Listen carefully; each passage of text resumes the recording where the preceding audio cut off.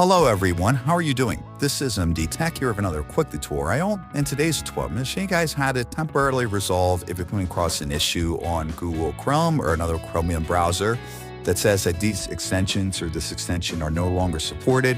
Chrome recommends that you remove them. So generally speaking, you're probably better off just removing it or looking for an alternative that manifests the 3 equivalent extension. So this could be across different extensions. So I don't really want to specify if it's any particular one. But in this case, I'm going to show you guys a quick temporary workaround for this particular issue.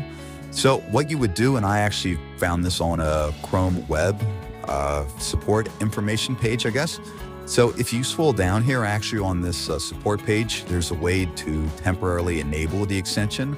So if you select the 3-dot and more icon in the top right corner of the Chrome browser, and then you select extensions and then select manage extensions.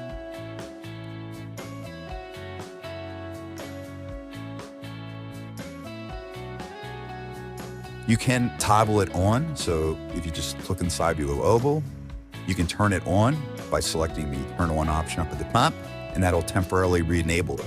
So again, not a permanent solution, but it'll get you by for now. So pretty straightforward process, guys. And as always, thank you for watching. I do hope that I was able to help you out, and I do look forward to catching you all in the next tutorial. Goodbye.